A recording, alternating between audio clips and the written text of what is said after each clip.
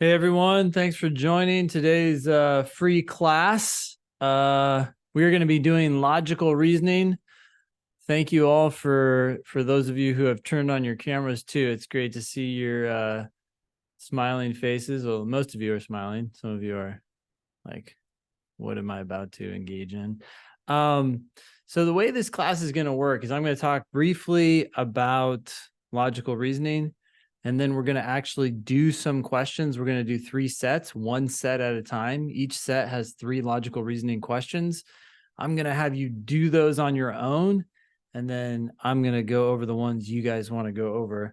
That might be all of them in each set. But by the end of the class, we will have done 3 sets of logical reasoning questions, so 9 total. Also, if you have questions, this is going to be a big class. So if you have questions, you can just use the raise hand tool in Zoom. I can try to answer them at any time. You can also message Eric. Hey, Eric, thanks for being here. And Abigail. Is there anyone else here on the Demon team? I'm not here. Seeing. Oh, hey, Haley. Sorry, I didn't see you. You're like 3rd row, bottom. I don't know how Zoom decides to sort these images, but whatever.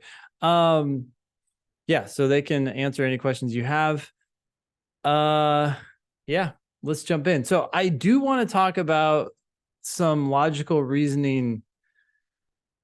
I was going to say basics, but maybe fundamentals is a better word. For some of you, what I'm about to say is going to be obvious and you already know this. For some of you, this is going to be totally new. But the reason I want to talk about these few concepts is that they are the core of logical reasoning. I'm assuming most of you have heard of the 80-20 rule. Anyone heard of that? I hope that's not totally new. The idea behind the 80-20 rule is that 20% of your efforts can account for 80% of your results, right? You can use the 80-20 rule in a lot of different contexts, but for our purposes here, these few things that I'm going to talk about probably determine 80% of your score in logical reasoning. Okay. So first, you need to understand that when you read an argument in logical reasoning, or I shouldn't say argument, passage. When you do a logical reasoning question, you want to start with the passage. And when you read that passage, the LSAT is essentially going to give you one of 2 kinds of passages. 1, it's either going to give you a set of facts, or 2, it's going to give you an argument. They're not going to tell you, of course, whether they're giving you a set of facts or whether they're giving you an argument, but that's your job, right? To read that passage and figure out, hey, what is this? Is this just a bunch of facts that they're throwing at me, or is this an argument? And you're doing that before you read the question or the answer choices, right? So for example, if I said to you, hey, well, let's imagine that this is the passage you're reading. There are a lot of nice people on planet Earth. Okay. Nice people generally like the planet Jupiter. And the planet Jupiter is very far away. Right, at this point, you're reading this, you're trying to understand it. Do you feel like it's a set of facts or an argument? Okay, I got to pull my chat up. Yeah, okay. A lot of people are saying set of facts. Yeah, it's just a bunch of facts, right? And by the way, if you read those facts and that was it, that was the end of the passage, well, then I would take a moment to think about what else might be true given those facts. Does anyone want to jump in? If there are lots of nice people on planet Earth and nice people tend to like the planet Jupiter and the planet Jupiter is very far away, is there anything that you might conclude on the basis of that? Why would they be considered facts instead of an argument? Wait, say that again. Why would it be considered facts instead of an argument? That's a good question. So each of those claims was presented as if it were true, and none of the claims are based on any of the other claims in the passage, right? The fact that there are many nice people on planet Earth does not support the idea that nice people tend to like planet Jupiter. I mean, they're related in the sense that both these claims are about nice people, but it's not like the fact that there are lots of nice people gives me any reason to believe that they're going to like the planet Jupiter, right? And the fact that a lot of nice people like planet Jupiter does not lead me to believe that planet Jupiter is far away. It could be very close. It could be in the palm of my hand for all we know. Like, none of those claims support each other, and therefore it's not an argument. It's just standalone facts. Okay. Stefan, question. Oh, I was just gonna answer your question about what must be true. I was gonna Yeah, say what that would you conclude after reading those facts?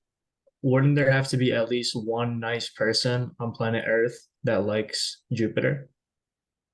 Yes, and that is in some ways a restatement of the second claim, right? That nice people tend to like planet Jupiter.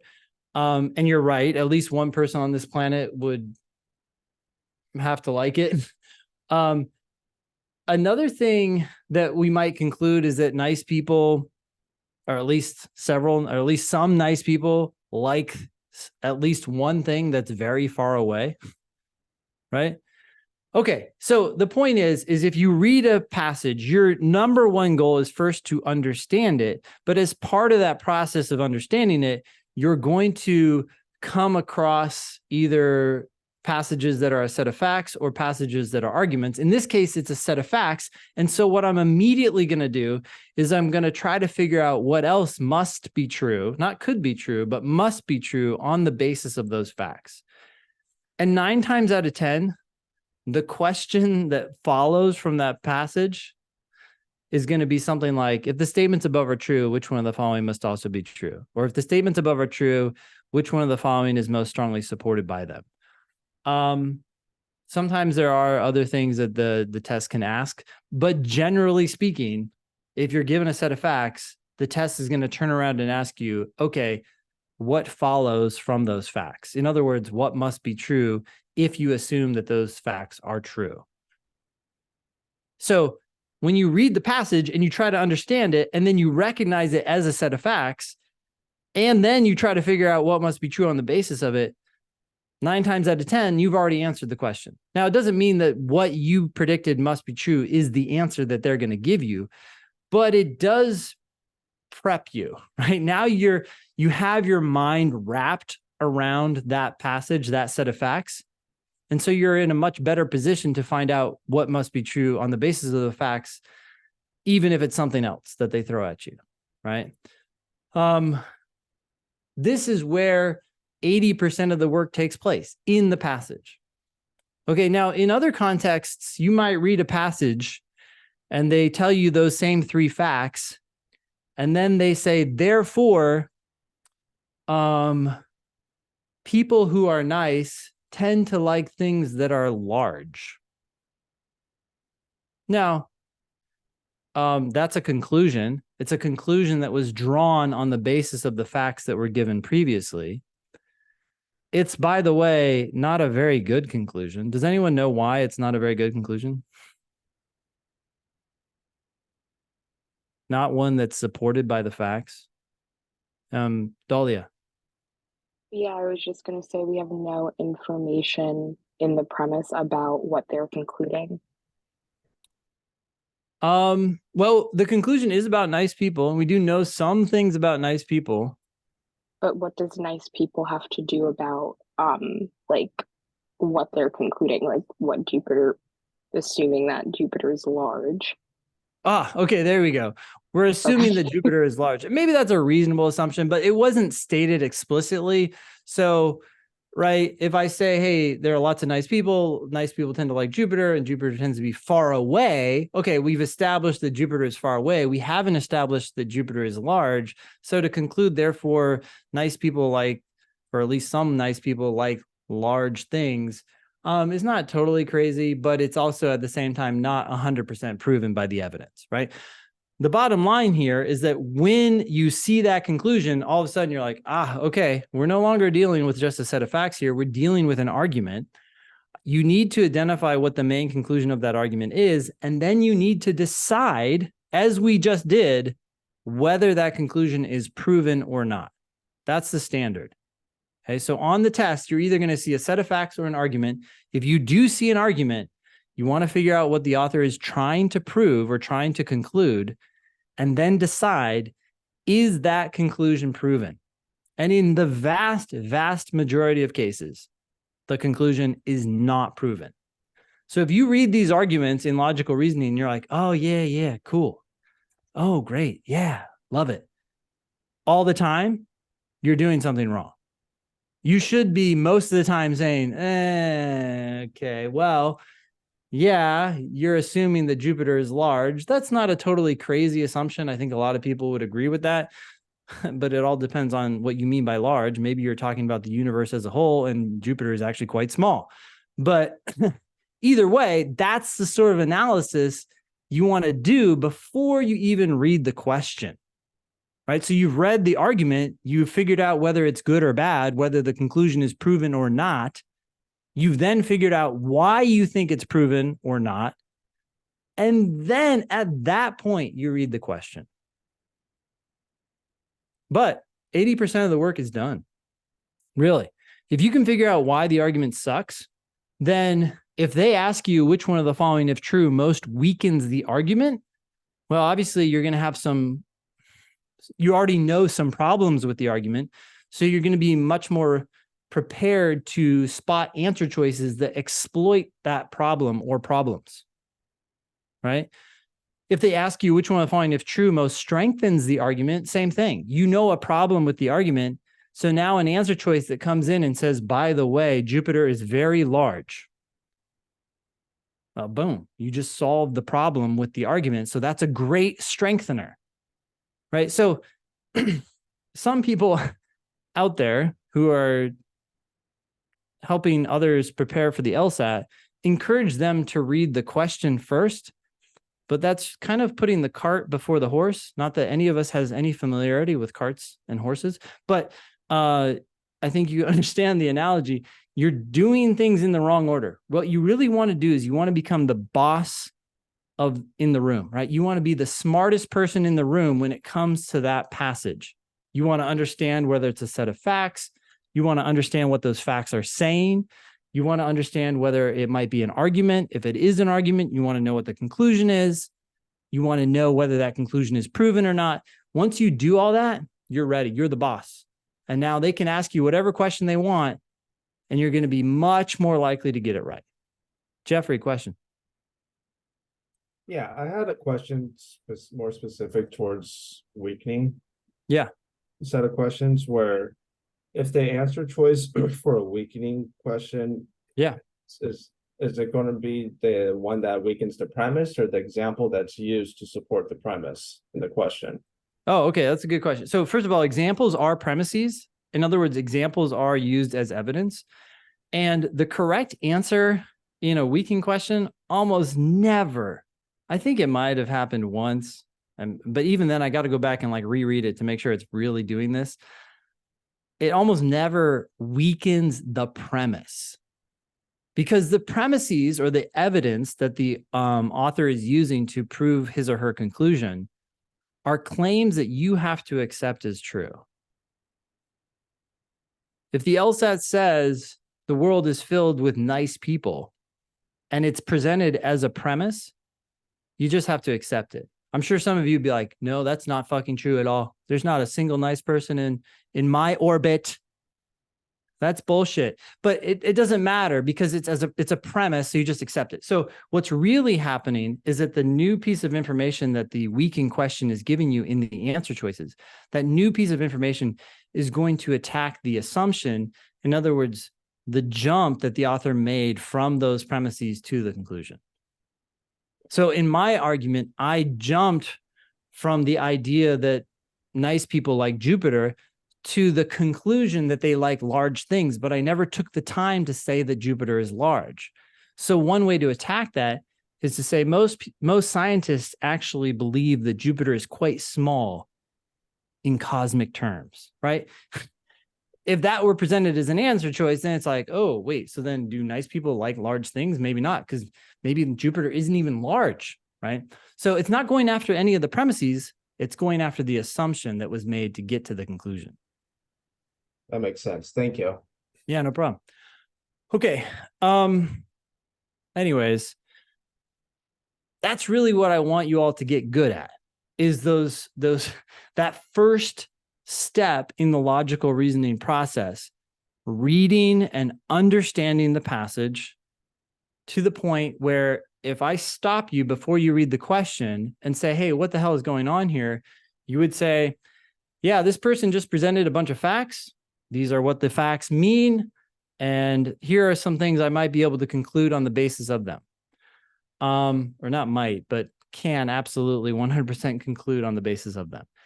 Or, yeah, you know what? We just read an argument. It turns out to be very horrible because the person was trying to conclude this, but the only evidence they gave doesn't quite get us there. Now, notice actually, there's a skill that's going on in both of those scenarios, in the facts scenario and in the argument scenario. It's the same skill set that you have to employ in both scenarios. In both cases, you have to read claims, accept them as true, and then figure out what must be true on the basis of them. When you're given a set of facts, it's much more straightforward. Here are the facts. What follows? What has to be true if those facts are true? In an argument context, it's a little more subtle, but it's the exact same thing. You have to accept the evidence as true. You have to accept the claims that were presented as evidence as true. You then have to figure out what must be true on the basis of those claims and decide whether that's the same or different from what the author concluded. Because when the author draws a conclusion on the LSAT, what they are saying is they are saying, what I just told you is enough to prove what I'm about to conclude.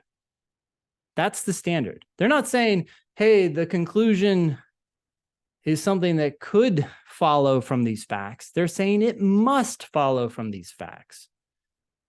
So when you look at conclusions in that light, you can see why in most cases the authors fail to reach that standard. Their burden of proof is very high.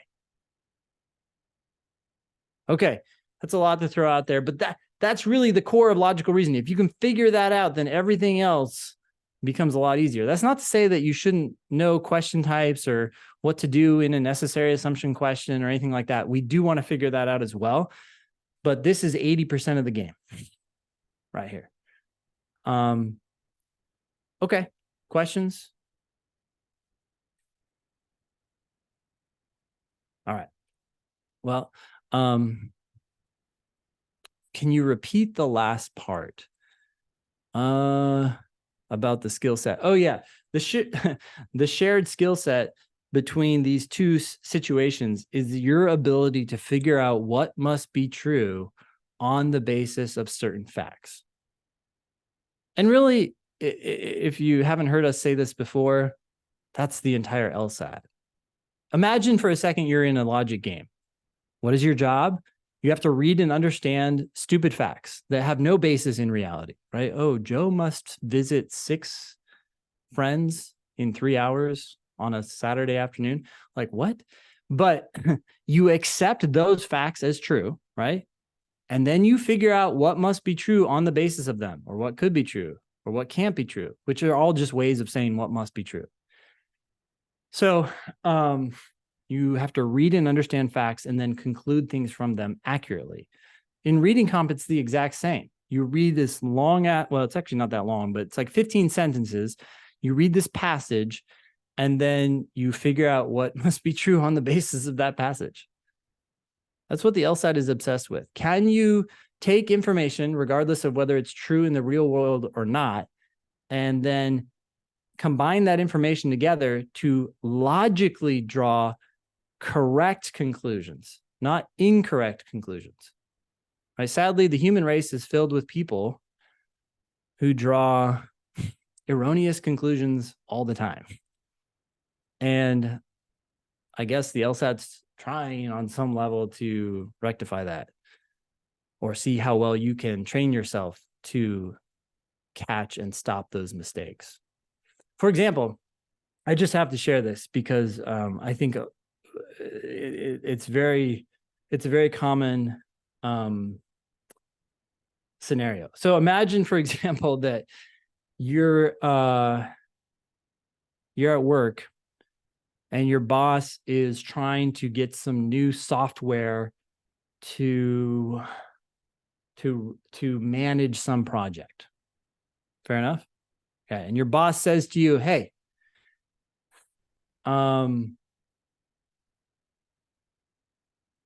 if we don't get this software, we're not going to finish the project on time. And that's really bad because we're going to lose this client and we're going to go out of business. Sound good? So if we don't get this software, we're done for, essentially. Okay. Next day, your boss calls up and is all enthusiastic, says, guess what? We got the software. Okay, are we good to go now? Is everything okay? Okay. If you see some of you shaking your head, no. Why not? Why isn't, I mean, we got the software. Okay, does it work? Even outside, let's assume the software works. Philip, you have a comment? Yeah, it was necessary for it to work, but it wasn't the only thing that could guarantee that it would. Yeah, I mean, maybe all your employees strike and walk off the job the next day, right? And then they can't finish the project and they're done for. So, but it's a very common thing for people to feel this like gut reaction, like, oh, okay, so we're fine now. And it's like, not necessarily. And that's confusing sufficient for necessary. Here's another example. And again, I just want to tap into your gut reaction to this. If I say, if you, there's a 5K coming up next weekend. If you win that 5K, you're going to get 10 grand. Sound good? Unfortunately, let's fast forward to the future. You're just not quite that fast and you did not win. So obviously, what didn't happen?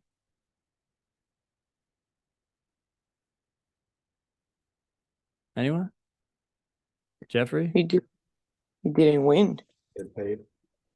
Okay, you didn't win and therefore you didn't get the 10 grand. Would you say that's safe to say? Yes. Well, you could have gotten the 10,000 from somewhere else, but There you go. Like, that's good, Jeffrey. That's good because that's that's another common like intuitive mistake, right? Okay, so if you win, you're going to get 10 grand. What happens if you lose? We never talked about that. Turns out this race is run by a very generous benefactor who also gives 10 grand to anyone who participates. So it's not wrong to say that if you win, you're going to get 10 grand. But it wasn't because you won. Well, it could even be because you won. But you also get 10 grand just for participating. We just didn't know that. So if you definitively say, oh, well, you're not going to get 10 grand, you're confusing sufficient for necessary. Winning was sufficient. It would guarantee that you get to the 10 grand, but we never talked about what would happen if you didn't win, right? Anyways, the LSAT's trying to disabuse us of these intuitive mistakes. Anyways, so here you could use the 10 grand right now. I bet a lot of us could. Yeah. Anyways, I'll stop talking. Let's go ahead and do set one. So good luck with that. Do your best. And then we'll go through the ones that you want to review. So hit the poll to tell me which ones you want to talk about. Thank you. When you're done with them.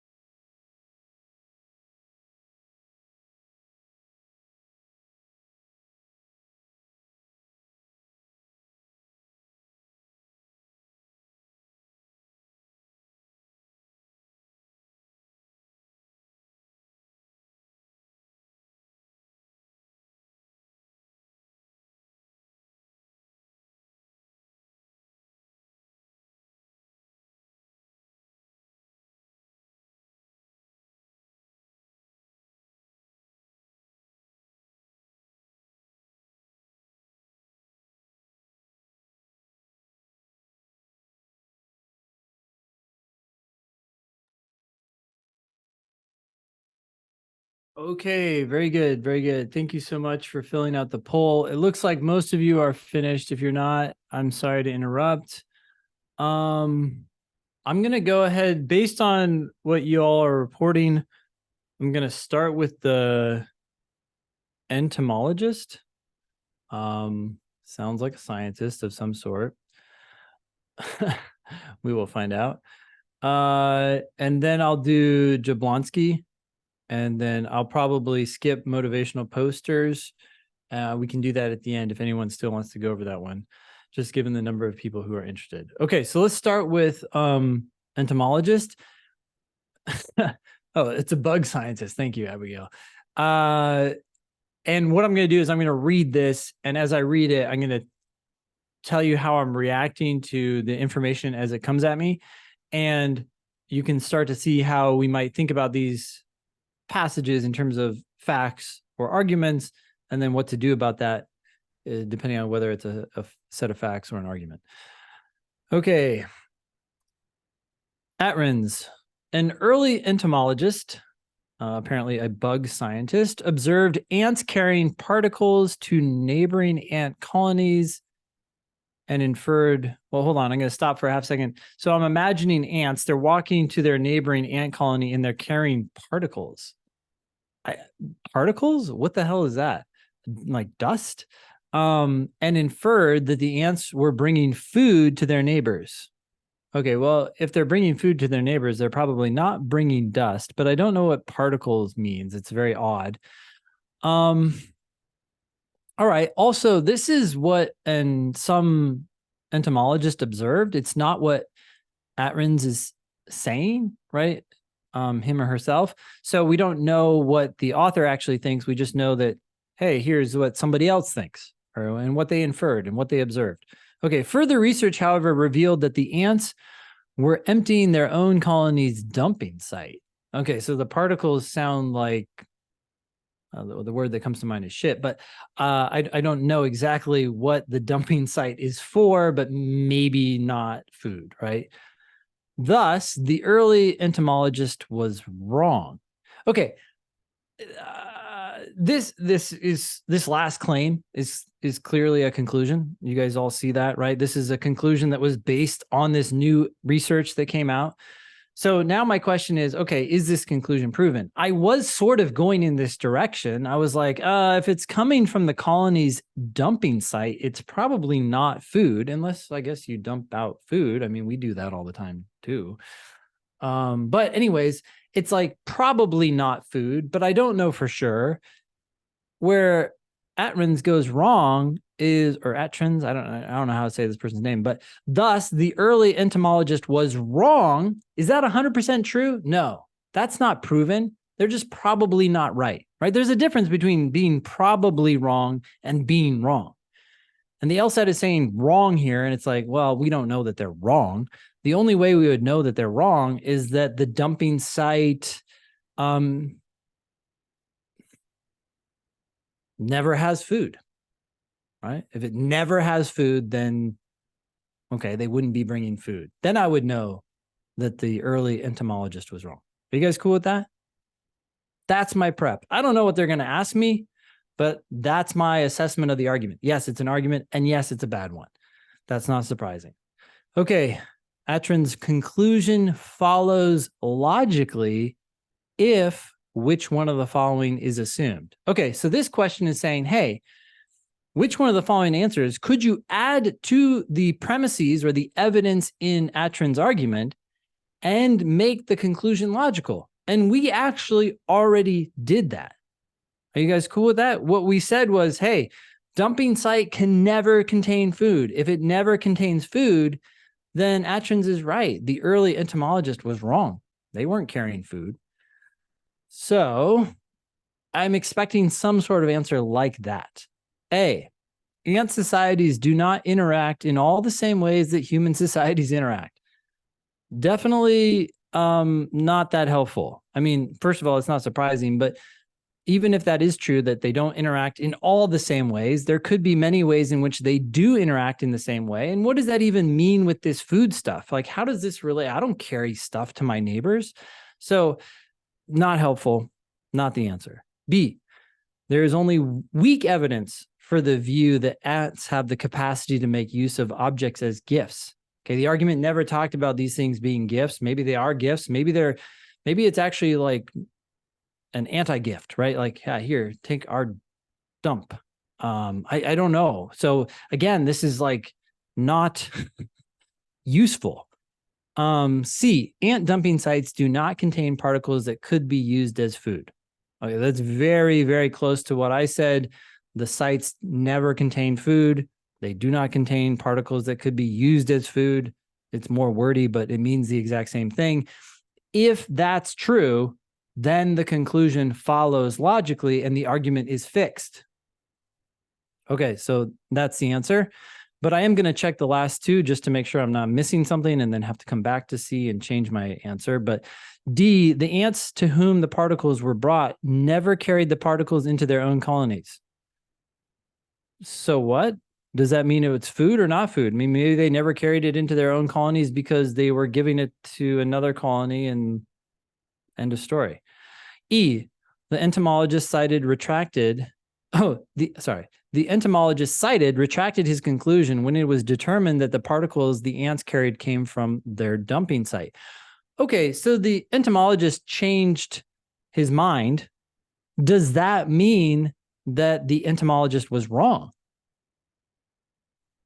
Not necessarily, right? Like people can be right, then change their mind and actually be wrong. So the fact that they've changed their mind doesn't mean that they're now, oh, they definitely were wrong before. So not a good answer. We're looking for something that makes the conclusion follow logically. And by the way, follows logically means must be true. So how do I make this conclusion proven? C is the answer.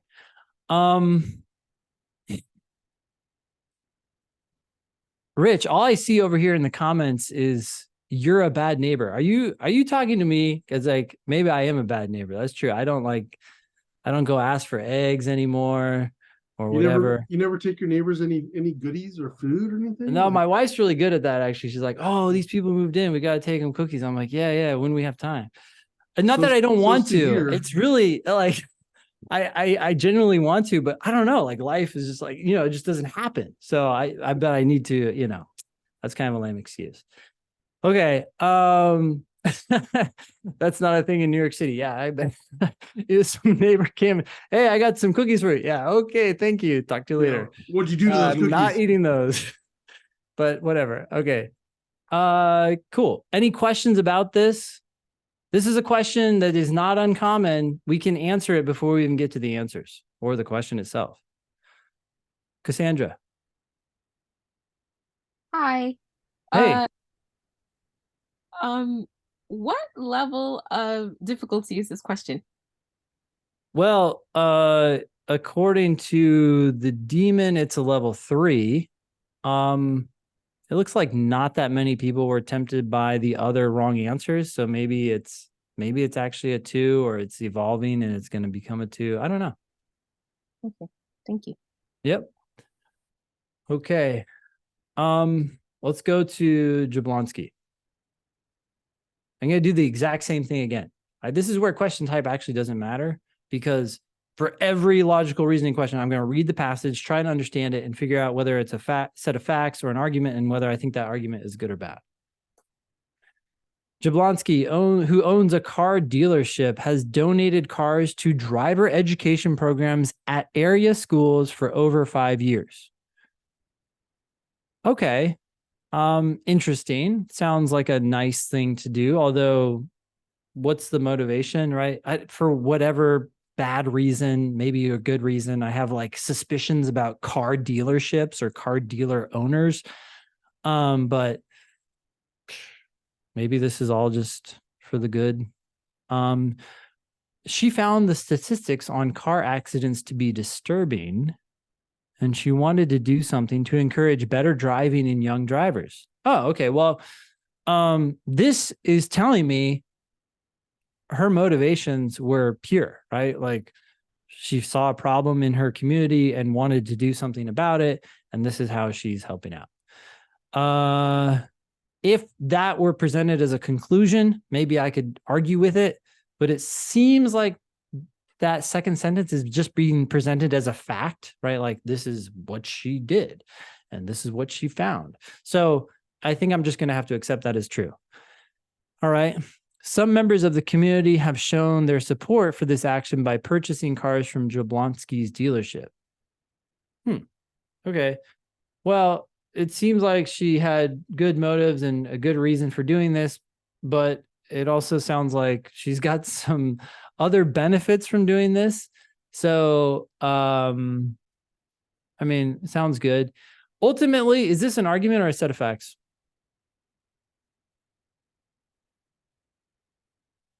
Okay, I see lots of people in the comments saying facts. Yeah, I don't see any conclusion here. Just like, hey, this happened, this happened, this happened. And we can then conclude things from this. We conclude that she's benefited from this behavior, even if she didn't intend to benefit from it in any like personal direct way. Obviously, she wanted to benefit the community, and maybe that would benefit her in some indirect way. But maybe she also hoped it would help her out. I don't know. That's not inconsistent with the facts. She could want to help her community and at the same time look good. So that's not necessarily wrong, but we don't know that for sure. So I'm saying these things, but I'm also saying them with a little bit of hesitation because I don't know for sure whether they're true. It's a possibility. Okay, the question says, which one of the following propositions is best illustrated by the passage? That's not surprising at all that they asked this question, because when they give you a set of facts, there's not a whole lot they can do in terms of asking you to strengthen it because it's not an argument, or weaken it because it's not an argument. So I'm not surprised they're just asking me, hey, what is supported by this information? The only way to reduce traffic accidents is through driver education programs. All right, that's just way out there. For this to be the correct answer, we would need evidence suggesting, okay, here are some ways to do it, or this is, not that there are some ways, there are no other ways to help this problem. And that was not the focus of this passage at all, right? So hopefully this answer wasn't tempting, but yeah, it's just way too strong and not the focus of the passage. B, altruistic actions sometimes have positive consequences for those who perform them. Yes, if this answer choice said altruistic actions, which mean, like doing good, always has positive consequences for those who perform them, I'd be like, no, I don't know that that's always true. All I know is that it happened for Jablonski, right? I don't know. Probably slaughtering her name, but it happened for this woman. Okay, does that mean it always happens? No, not necessarily. But this answer doesn't say that. It says altruistic actions sometimes have positive consequences. Yes, they did here. So they definitely do sometimes. That's got to be the answer. C, young drivers are the group most likely to benefit. Okay, I'm just going to stop there. I don't know that much about young drivers. I don't know other driver groups like old drivers. Are they likely to benefit from driver education? We just don't know. And so that's wrong. D, it is usually in one's best interest to, okay, I'm not even going to read the rest of this answer choice because it said it is usually. What does usually mean? Does anyone know? Can we translate that into some other phrase? Nolan says more than half. Yes. I see sometimes, I see often. That's not actually true. Usually means most of the time, more than half. Do we know what happens most of the time in the world? No, we have one example here from one person. I can't tell you what usually happens. Okay. So I'm done. I'm not even going to read the rest of that answer choice. I know I'm really like saying that over and over again, but I want you to see where speed can take place on the LSAT. Speed takes place on the LSAT when you own the passage, you understand fully what's going on. And so when you read garbage answers, you don't even have to read the entire answer. You're just like, nope, nope, nope, until you find the answer you like, right? Okay, last answer choice, E, an action must have broad community support. If it is to be successful, I wouldn't even read the whole answer there. I did. I don't know why. Maybe because I'm in a class, but an action must. What the hell? Like, we don't know this universal truth from this one example. You guys see how bad these answers are? Okay, that's where you want to get. And you can just not even read the whole thing. You're just like, nope, nope, nope. Yes, done. All right. Any other questions on this one?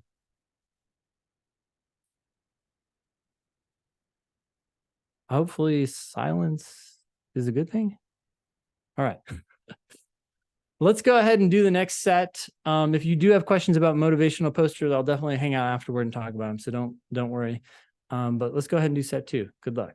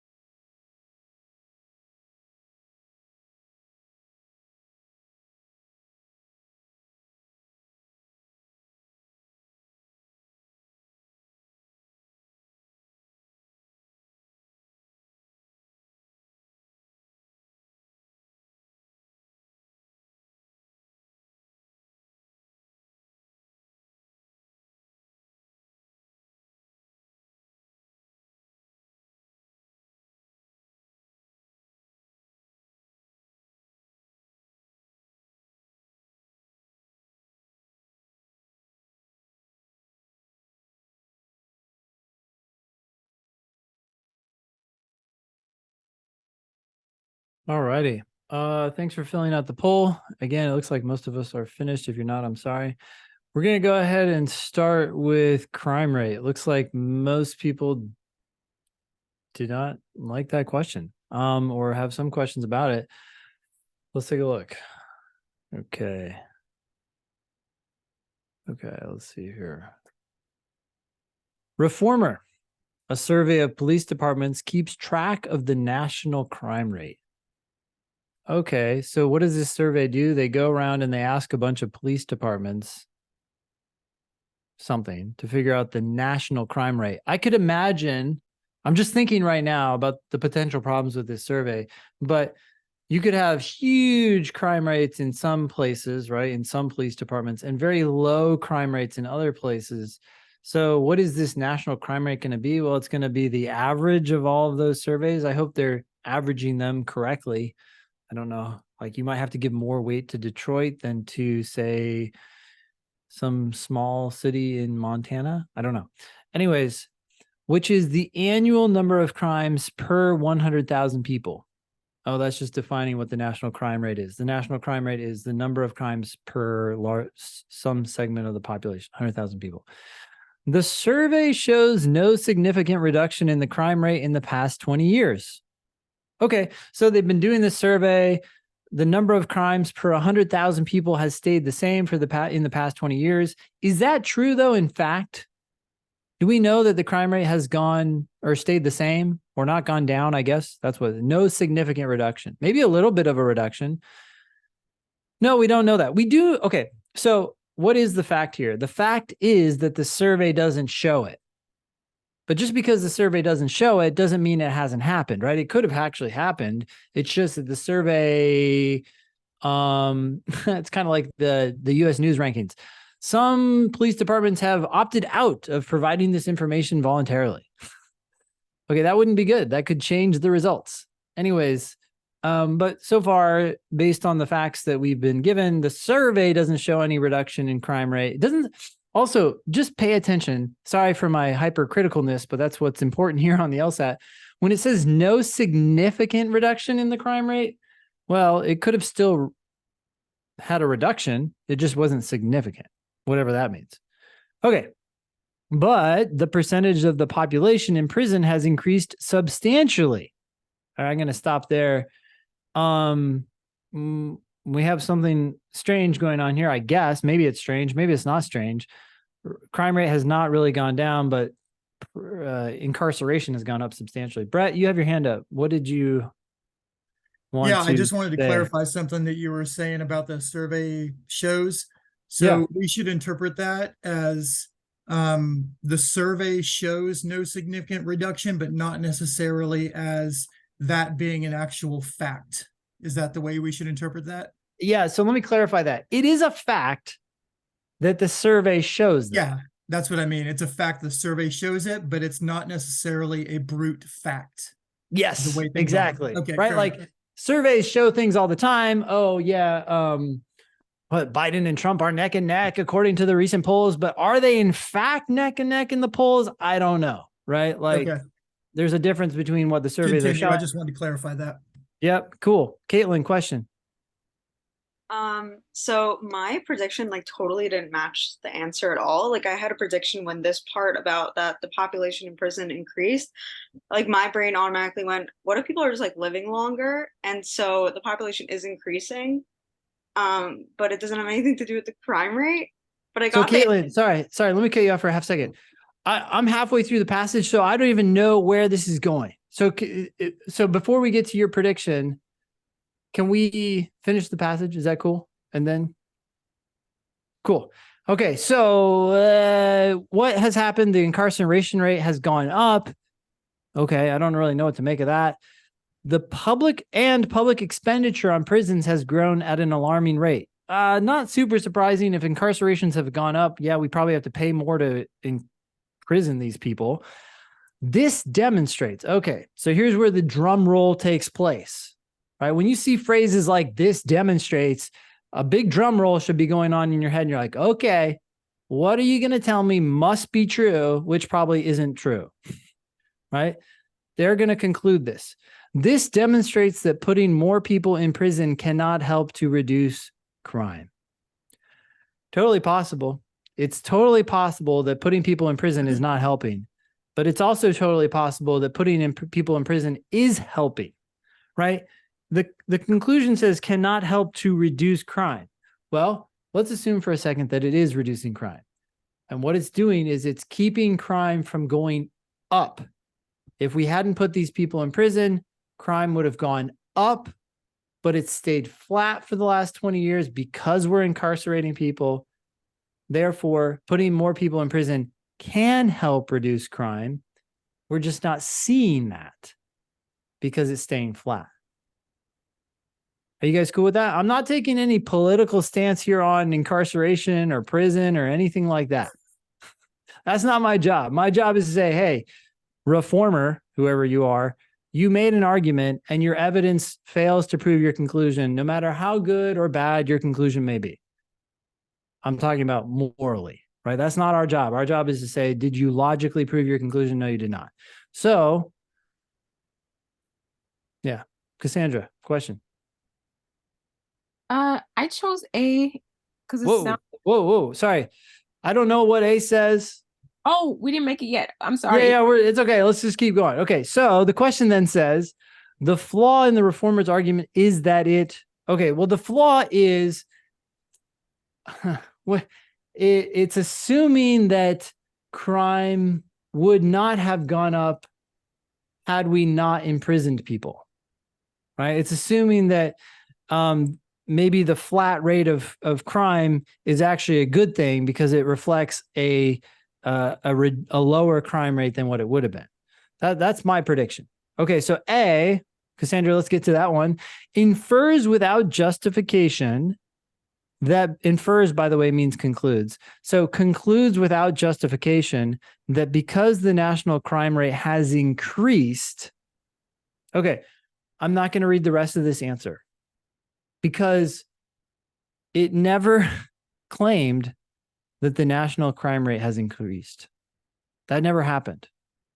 So you can't infer something from a premise that doesn't exist. Are you okay with that, Cassandra? We could keep going, but this answer actually should be done with by now. Gotcha. Cool. Okay, so B, ignores the possibility that the crime rate would have significantly increased if it had not been for the greater rate of imprisonment. Okay, this is the exact problem that I took with this argument. And yes, it did ignore this possibility. So that sounds like the answer. C, overlooks the possibility that and by the way, ignores the possibility, overlooks the possibility. That means the exact same thing. So does it overlook the possibility or ignore the possibility that the population has increased significantly over the past 20 years? All right. If you were tempted by this answer choice, you're ignoring the fact that the crime rate is based on the number of crimes per 100,000 people. We're not talking about the total number of crimes. We're talking about the crime rate. And so we actually don't care about the population when we're given the rate. We don't care if the population has gone from 350 million to 500 million. The fact remains, at least based on this survey, we're having this number of crimes per 100,000 people. So this does not matter. Jeffrey. Can you hear me? Yeah. I understand what you were saying as far as answer C, but if there are, can you infer if there are more people? Yeah. Since the crime rates per 100,000 people, that should kind of normalize it across the nation, right? But since there's more people, you're going to need more prisons in order to house, if the crime rate stays the same, you're going to need more people to be in prison for the crimes committed. Does that make sense? You are going to need more people, but what this, or you're going to need more people incarcerated, right? What did it say? Did it say, it said, no, actually it says the percentage of the population has increased substantially. Exactly. But also, when I asked my first question earlier about weakening questions, if the correct answer, if it attacks the facts given or if it's going to attack the conclusion, since that was the facts given earlier. Yeah, but it's not it's not attacking the facts given, right? So Exactly, what do we know? We know that the percentage of the population in prison has increased substantially. So before it was 10%, now it's 15% or 20%.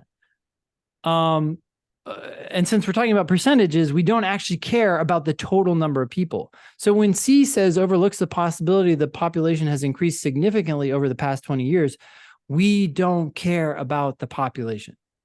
Because even if the population has shrinked or gotten larger, we're talking about the percentage of the population. But if the population has gone larger, then it's going to be a total more people. So it's going to be more. Sure, more people will be in prison, but the question is that number of people percentage-wise changed? Percentage-wise, no. Percentage-wise, yes, because the passage said the percentage of the population in prison has increased substantially. Population in prison. Okay. Yeah. Percentage of the population outside of prison. Yeah. So Jeffrey, here's what I really want you to like. I feel like you're getting caught up in the weeds here. The fact that the population has increased significantly is irrelevant.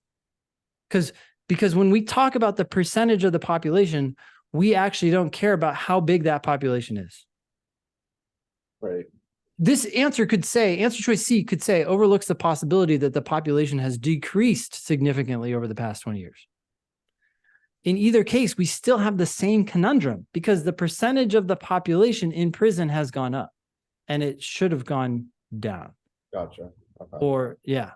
So, okay. So anyways, I mean, yeah, go ahead. Is it for question 3? Is it like saying that they're creating a conclusion on like a group that is unrepresentative? No, the real problem here is that we're looking at a survey that's saying, hey, there's been no change in the crime rate, and therefore this other activity isn't helping crime or reduce crime. But it's like, well, we don't actually know what might have happened. Maybe crime would have gone up and this is keeping it down. We actually see this kind of argument a lot on the LSAT. They even with the world getting warmer, the world is getting warmer. Therefore, all our efforts to do green aren't helping.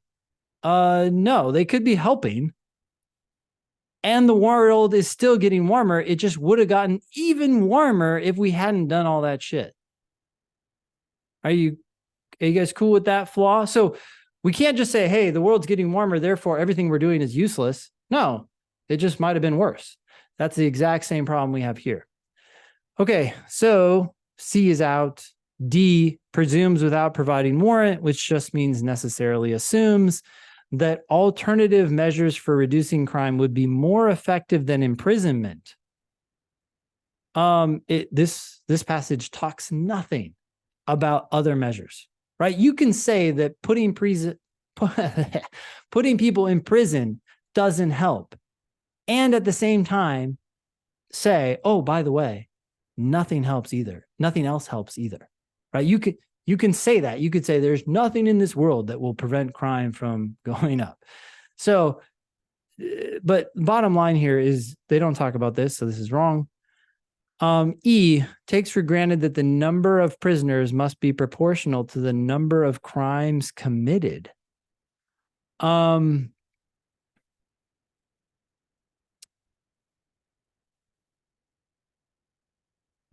Okay, so it's assuming that, again, this is talking about the total number.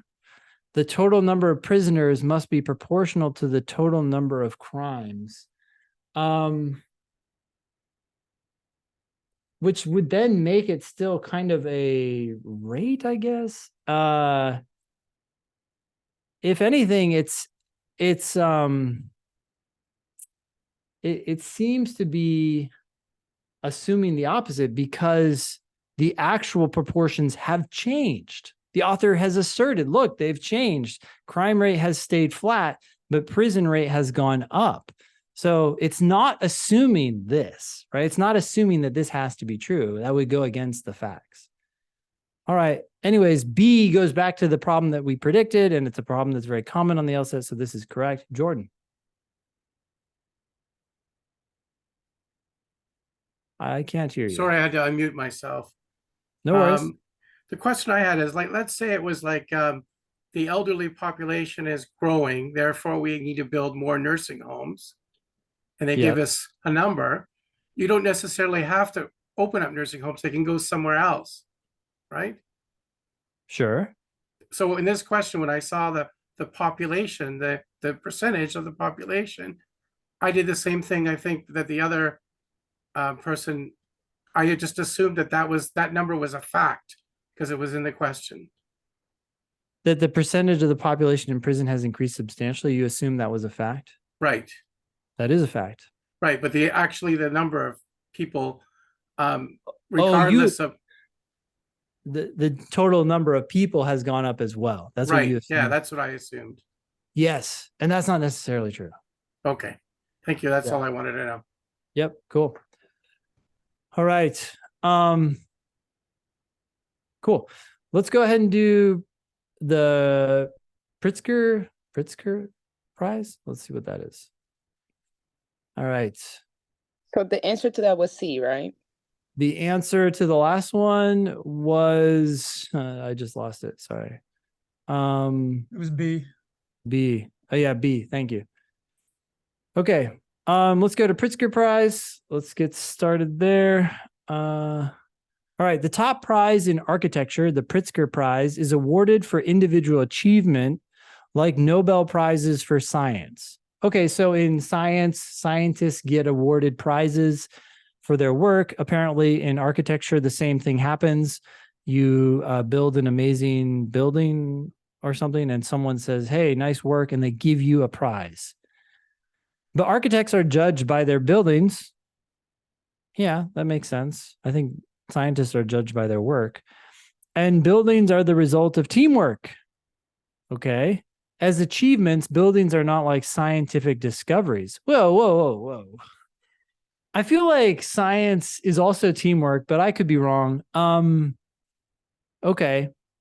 This seems to be presented as a fact, so I might just have to accept this as true, but I'm a little skeptical.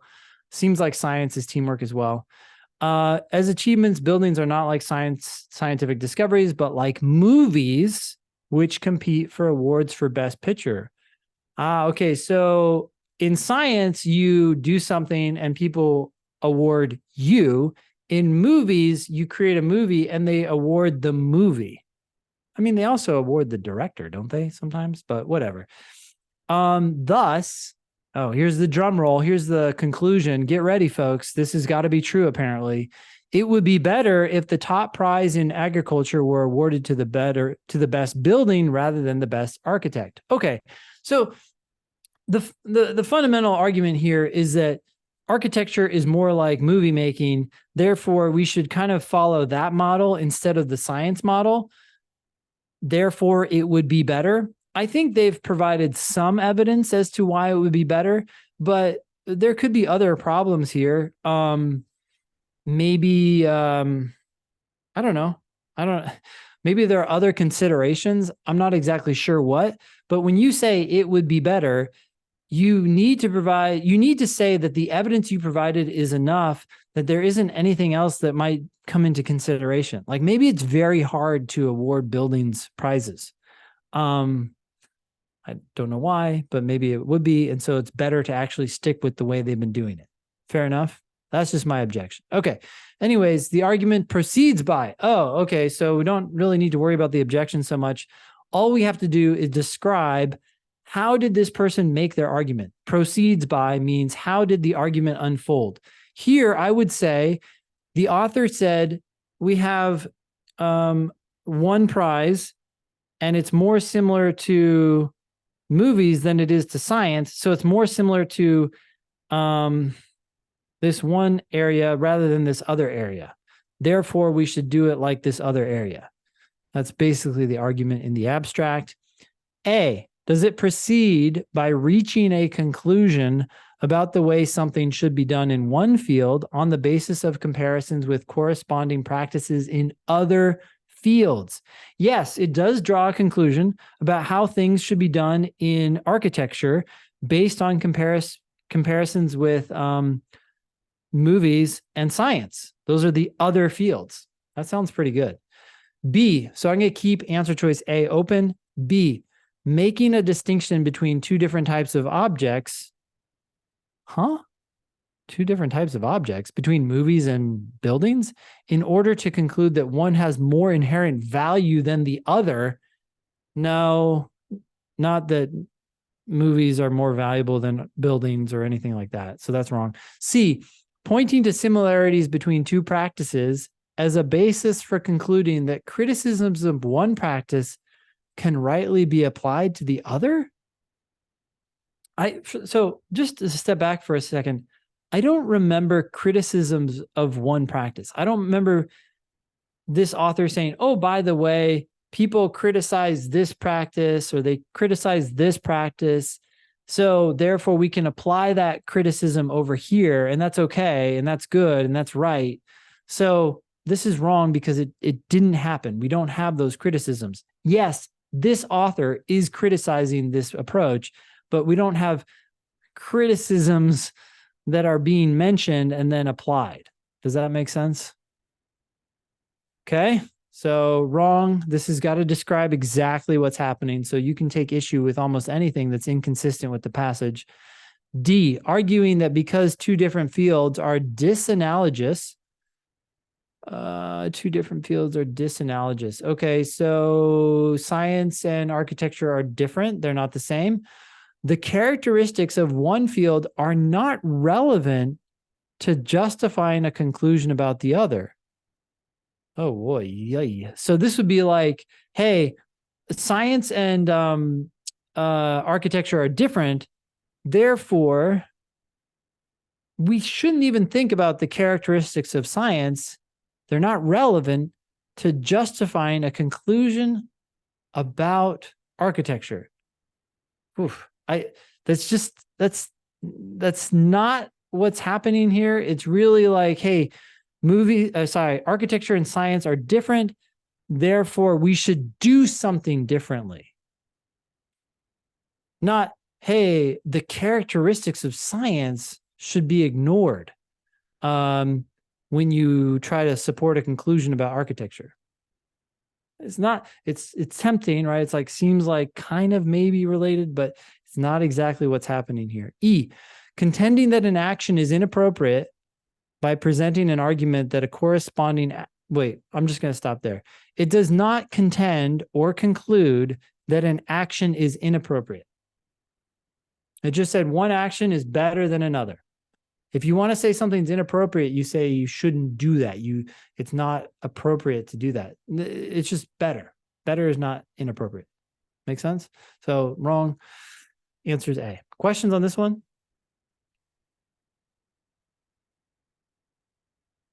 Okay. I see a comment here that the passage made sense, but the answer choices had me lost. This is definitely something where they are going to try to get close to what's happening in these wrong answer choices, but be off. If you can't line up every word with something that happened in the passage confidently, if you can't track the answer choice back to the passage, cross it out. There's an 80% chance that it's wrong. So just no, I can't map it to the passage. So it's wrong. Wait until you find an answer which you can map every part of that answer back to the passage. Philip. So I ended up picking D because I made the connection that it was referring to the architect and science. And I was looking for my prediction involved an analogy. So I was looking, I saw that the analogy word in there. And I thought, oh, okay, so they're talking about architecture and science not being good analogies with each other, but the ultimate problem with that answer then is the fact that the main thing the passage does is it doesn't dive into why those as an analogy don't work. It dives into why that one and movies as an analogy do. Exactly. Is that what it is? Okay. Yeah, you're exactly right, Philip. So the problem with D is the latter part of that answer choice, not the beginning. I think that's true. There are two different fields that are disacknowledged, but really there are three fields that are being discussed here. So this answer is already a little inadequate, but it's not wrong. Yeah, there are dissimilarities between these two different fields. One thing I do want to point out, though, your prediction was about analogies, right? And it almost sounds like you made the mistake, which is very common, of almost, I don't think you did this consciously, but maybe subconsciously, one word can't make an answer right. Right? You need all the words to make the answer right, but one word can make an answer wrong. And so that's why it's easy to read a word and be like, I'm out of here, but you can't read a word and be like, okay, I'm good. You have to read a word and then read the next word and then read the next word and then be good about all of them, and then you can pick it. Okay, let's go ahead and do the next set. I know we only have 8 minutes. If you have to take off, I totally understand, but I'll go ahead and go over the next set based on whatever you guys want to review. So good luck.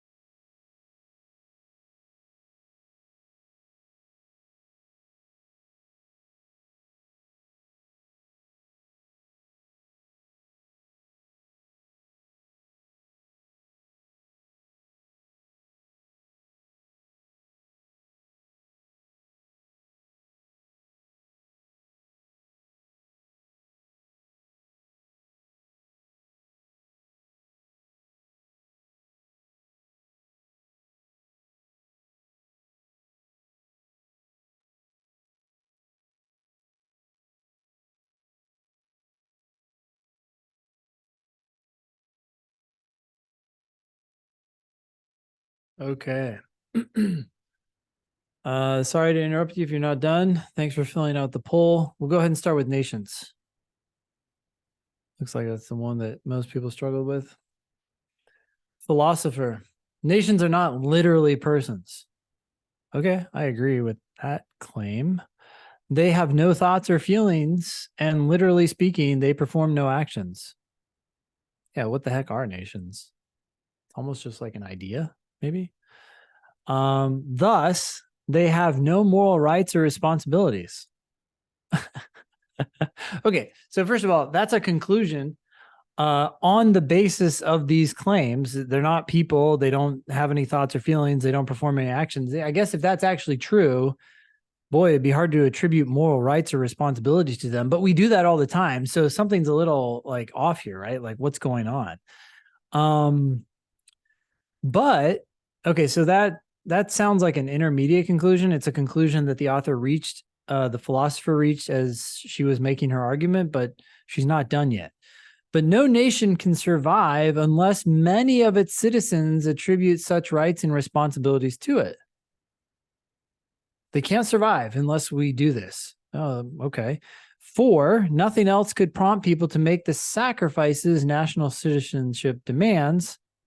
Obviously, then a nation blank. Okay, when you encounter a blank at the end of an argument, you absolutely need to finish it. And what I'm thinking right now is, okay, nothing else could prompt people to make the sacrifices national citizenship demands. So, and we can't survive unless we attribute such rights and responsibilities to the nation. Obviously, then a nation needs people to do this, even if it's not logical, right? It's something's weird about it. Nations aren't really people, but a nation needs people. If it wants to survive, it needs people to attribute rights and responsibilities to it. That seems like where this argument is going. Okay. Which one of the following most logically completes the philosopher's argument? Okay, I tried to complete it, so we'll see what the LSAT comes up with. A nation cannot continue to exist unless something other than the false belief that the nation has moral rights motivates its citizens to make sacrifices. Okay, the first part of answer choice A kind of made sense to me. A nation cannot continue to exist unless something happens. But the part after unless doesn't make sense to me. Unless something other than the false belief that the nation has moral rights, something else? Like, we didn't talk about other things. All we did is we said, hey, there's this weird thing. Maybe it's a false belief. I guess we could call it a false belief, but there's this weird thing that happens. People attribute rights and responsibilities to nations, but that's not a real thing. They don't really have rights or responsibilities, but we do that anyway. And unless we do that, the nations can't survive. So it's something we need to do, even though it's silly or stupid or wrong or illogical. But that doesn't say, that's not what answer choice A says. A says it cannot continue to exist unless something other than the false belief that motivates that the nation has moral rights or motivates. Oh, geez, I can't even read this. Unless the point here is unless something other than that belief motivates its citizens to make sacrifices. And it's like, we didn't talk about anything other than that false belief. So this is wrong. Okay, let's keep going. B, cannot survive unless many of its citizens have some beliefs that are literally false. Yeah, that seems true. A nation can't survive unless many of its citizens have some beliefs that are literally false, because based on the first sentences, these are literally false beliefs. I would keep that open. C, can never be a target of moral praise or blame. We never talked about moral praise or blame. So we talked about them not having moral rights or responsibilities, but what does that have to do with praise or blame? I don't know. So that's wrong. D, a nation is not worth the sacrifices. Okay, stop reading right there. We never talked about value, whether it's worth it or not. So that's wrong. E, a nation should always be thought of in metaphorical rather than literal terms. First of all, the word always is problematic here. The passage said a nation cannot survive unless many of its citizens do this weird thing. It doesn't talk about always happening. So I'm already not liking this answer. And then the whole metaphor thing, again, the passage didn't talk about that. So should a nation always be thought of in that way? I don't know. I love be a lot better because it did say that these ideas are literally not true. They're false. They're literally false. Okay.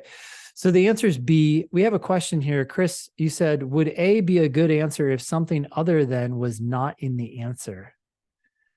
Well, if we dropped that, if we said a nation cannot continue to exist unless the false belief that the nation has more rights motivates its citizens to make sacrifice, that sounds like it could work. I might be missing something. It's hard to change an answer and then really know whether it would work. But it's easier to disprove answers. That's what I want to say, I guess. I had a harder time disproving B than the others. That's why it's correct. Okay, cool. But yeah, A and B start to sound very similar at that point. Not exactly the same, but pretty similar. Because cannot continue to exist and cannot survive are the same. All right, cool. Any other questions? Sol. Hi. So I know that usually these harder questions come towards the end of the section. This one for me personally, it just had so much jargon that it was hard to keep focus for the entire question. So if this is one of the last questions that we have left, do you recommend skipping or going back to it, or do you recommend just taking care of it in the moment, even if it means maybe not getting to the other ones? Or if you have any other tips for when it gets like this one's like a longer one, I guess, with more jargon to it, if like with more conditions and stuff. No. So long-term strategy here is to, when you do a time section or a full timed test, go through question by question and just do the best you can on that question. Even if that means you get a little bit caught up in this question and it takes you longer and you're not able to finish as many questions as you'd like to finish, because what you ultimately want to do is get good at reading this jargon. It's not as hard as it seems. It just means breaking the passage down at more points, stopping and saying, okay, what was that garbage trying to say? Oh, it's trying to say this. Okay, cool. And then keep going. You can translate this stuff, and that's the skill you want to develop. Okay, Freddie. Yeah, earlier you mentioned the answer choices should map the passage. So going back to that question between answer choices A and B, cannot continue to exist with survive. Would you say that survive matching the passage there, in a sense, kind of is what differentiates to as well with those answer choices? Yeah, I just don't think it's a difference that matters. If you cannot survive or you cannot continue to exist, that sounds the same to me. And so the LSAT can definitely change the wording if it's synonymous. Cool. Rich, the LSAT is not adaptive, at least not yet. Okay, let's go to grain feed.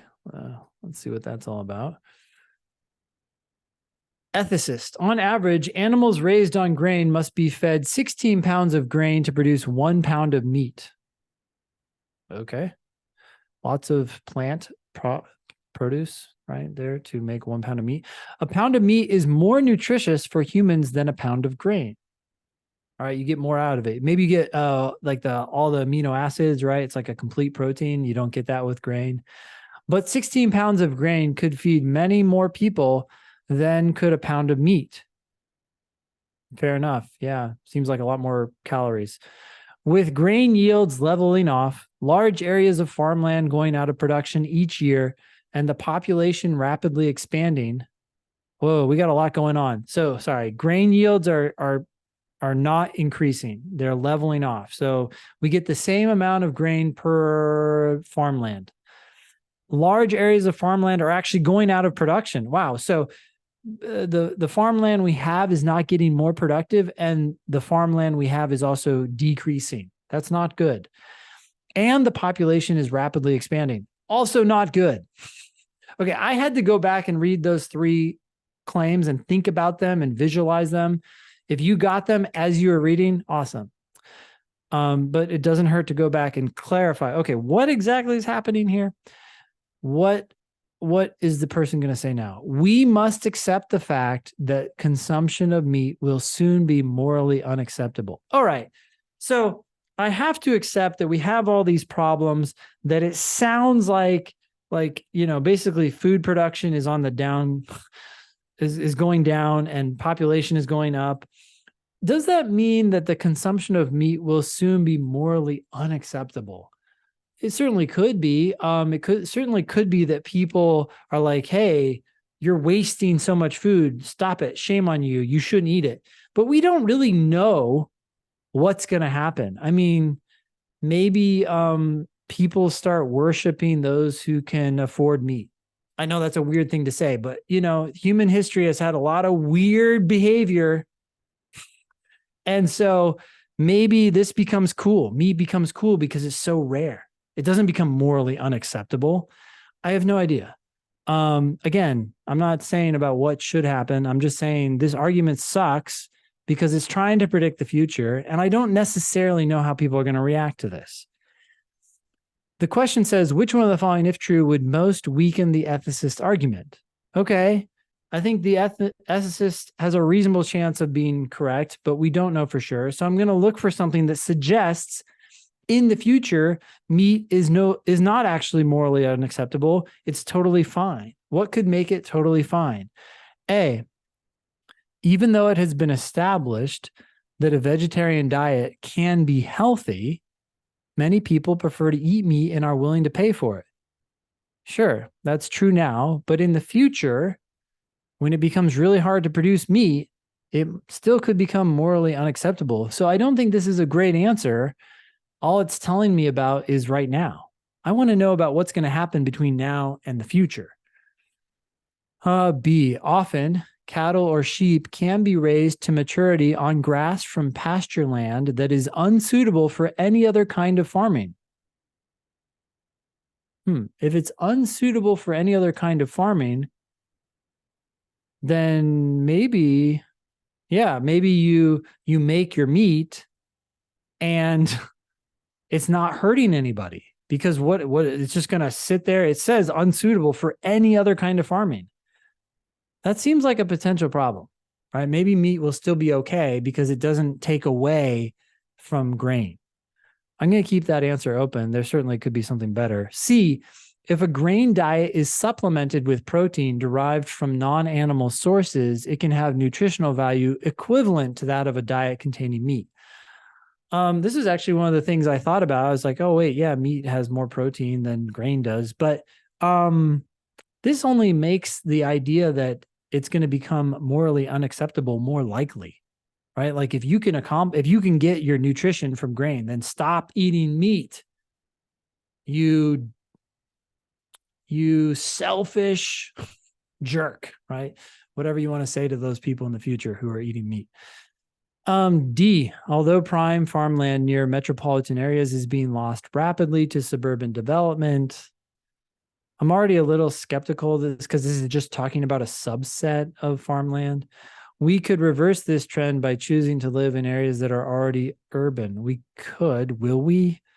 I guess this raises the possibility that we won't lose as much farmland, but we're still growing as a population. Yields are still leveling off.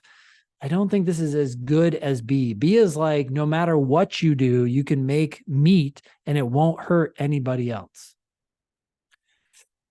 So I'm going to keep B and get rid of D. E, nutritionists agree that a diet composed solely of grain products is not adequate for human health. Okay. This is kind of tempting, but I see what they're doing here. They're saying that a diet composed solely of grain. That's not what the argument is about. The argument is about consuming meat, if you stop consuming meat, that doesn't mean you now consume solely grain. Right? Like this is kind of a false dichotomy. Even if a solely grain diet is not adequate, you could supplement it with non-grain things. I don't know. I don't know what like carrots. That has to be like non-grain, right? So I'm just trying to think here. But the point here is that that doesn't mean now, oh, you have to go back and eat meat. So this isn't the answer. The answer is B. All right. Questions on this one? Radina. Can you hear me? Yes, I can hear you. Yep. Yeah, so I have a quick question. So I managed to disprove all of them and only B was left, but I still don't understand why B is right. Well, yeah. What are your thoughts? You're going to say something? No, I just, like on the test, I would pick B and move on since I managed to disprove the rest, but I don't really understand why B is right. Well, I think the idea here is that in the future, it's going to be morally unacceptable to eat meat because meat is taking away from other more productive uses of grain. Right? And so you're mad at people who are eating meat. You're like, hey, you're being wasteful. There's too many of us on this planet. And what B comes in and says, wait, hold on. We can actually make meat without hurting anything else because that farmland can't be used for anything else. Mm-hmm. So it won't necessarily, it's not proving that it will be acceptable to eat meat. It's just putting a crack in the armor and saying it's not necessarily going to be unacceptable because maybe people can make meat without interfering with any other sorts of farm production. Mm-hmm. Okay, cool. Thank you. Yeah, no problem. Any other questions on this one? Philip. There we go. And just to clarify what you were saying before, C is incorrect, where it talks about the grain diet being supplemented with protein from non-animal ones, because that one's not as strong as B because it's talking about how you could make grain use ethical and nutritious, but it's not directly referring to how meat for sure becomes morally unacceptable. Is that why C is not better I would than say B? I would go further, Philip. To me, C is actually a strengthener. C says, yeah, you can make a grain diet totally work for people. So it's going to make a meat diet even more unacceptable. Gotcha. Okay. Thanks. Yep. Ariana. Hi. Okay, so I got this question right, and I do understand the answer. Yeah. But when I was initially trying to predict an answer, I thought like maybe eating meat isn't morally unacceptable because let's say like eating that 1 pound of meat sustains you longer than if you were to eat grain. Would that also weaken the argument? Like the duration of like sustenance between like grain and meat? What does it say in the passage? It says 16 pounds of grain could feed many more people than could a pound of meat. But could it be possible that you fed these people, but they are sustained for a matter of 8 minutes, whereas that pound of meat sustains them for the next 3 days, or one person for 3 days, or however many people you feed with the meat? Yeah, I guess that's an open possibility. More people are fed, but it's essentially meaningless food. Yeah. Okay. Yeah.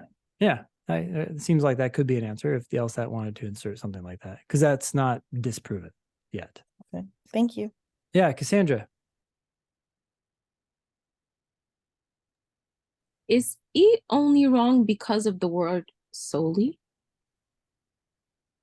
Is that the only thing that makes it wrong? That's a tough question to answer. If we drop the word solely, nutritionists agree that a diet composed of grain products is not adequate for human health. Then that would make it not immoral because you need to survive, so you got to eat something other than grain. Yeah, but that's all that it's saying right now too, is you got to eat something other than grain. If you say a diet composed of grain products is not adequate for human health, that kind of suggests that even if you have other things, I'm not sure exactly what that, it sounds to me like that's saying, okay, well, if you have a diet with grains in it, then that's not going to be adequate, which means you need other things. That's still the same problem as eat. Does the other thing have to be meat? Not necessarily. Okay, thank you. Yep. Okay. Cool. Sorry, I went so over. It's a perpetual problem I need to resolve here, but I'm going to go ahead and do novels. If you want to take off, you can always take off at any time, but I'm going to do novels and then I'll go do any other questions you all still want to do. So feel free to hang out. Let's go ahead and jump into that. Eric, Haley, Abigail, if you guys need to take off, I understand. Maybe one of you could stay. That would be helpful, but okay. Novel X and novel Y are both semi-autobiographical. Okay, novels, and contain many very similar themes and situations. Okay, which might lead one to suspect plagiarism on the part of one of the authors. Sure, that might lead you to suspect that. Not much to disagree with here. It might lead you to suspect something else, but it might. That's such a weak word. I have to agree with that. However, it is more likely that the similarity of themes and situations in the two novels is merely coincidental. Wait, why? I mean, more likely? It's more likely to be coincidental than plagiarism? I mean, maybe it's more likely to be plagiarism. I need more information to really push the needle over to the coincidence situation, right? Okay, we are going to get more evidence here. Since both authors are from very similar backgrounds and have led similar lives. Again, how do you decide which thing is more likely? I think I need to know more about probability and more about how often does plagiarism happen? How often do coincidences happen between authors who have very similar backgrounds? I don't think the conclusion is false, of course. I just don't think it's proven 100%. Like this could go the other way. It could be more likely to be plagiarism, even though it's not. Are you guys okay with this objection? I just think the conclusion has gone a little too far with that phrase, more likely. Okay. Which one of the following most accurately expresses the conclusion drawn in the argument? Oh, all we have to do is identify the main conclusion, which is this more likely claim, right? Hey, it's more likely that it was coincidence than plagiarism. Really? Why? Because of the last claim and the first claim. So I need an answer choice that says it's more likely to be coincidental. A, novel X and novel Y are both semi-autobiographical novels, and the two novels contain many very similar themes and situations. No. That's the first sentence, and that's a premise that was used to set up the argument. The conclusion is the however, what comes immediately after however. Not because however is like any sort of conclusion indicator. It's not. It's just like that's where the conclusion was presented here. B, the fact that novel X and novel Y are both semi-autographical novels and contain many very similar themes and situations might lead one to suspect plagiarism on the part of one of the authors. Okay, that again was in the first sentence, which was just setting up the stage, telling us what's going on here. It's not what the author was trying to prove. C, the author of the novel X and the author of novel Y are from very similar backgrounds and have led very similar lives. That's also a premise. It came after the word since, which is a premise indicator. That's saying, hey, because, for this reason. So that's not the conclusion. D, it is less likely that one of the authors of novel X or novel Y is guilty of plagiarism than that the similarity of themes and situations in the two novels is merely coincidental. Yeah, that's what the conclusion was trying to say. The conclusion talked about how coincidence is more likely than plagiarism. Answer choice D says plagiarism is less likely than coincidence. But by the way, that is saying the exact same thing, right? If I say one is more likely than the other, or the other is less likely than the first thing, then I'm just saying the same thing in a different way. So D sounds like the answer. E, if the authors of novel X and novel Y are from very similar backgrounds. Okay, I read more than I would read on the actual test. Anyone know the word here that just kills this answer choice? Okay, I see if in the chat. You're absolutely right. The conclusion here was not conditional. It wasn't like, hey, if everything I just told you is true, it was just asserted as true. So because the conclusion is not conditional, there's no way I'm going to have an if clause in my answer here. So this is wrong. I mean, granted, if I had gotten rid of everything else, I might have read it a little more carefully. Like, what am I missing here? But I already liked the if. I would have just stopped at if. Thank you. Bye. Okay. Any questions on this one?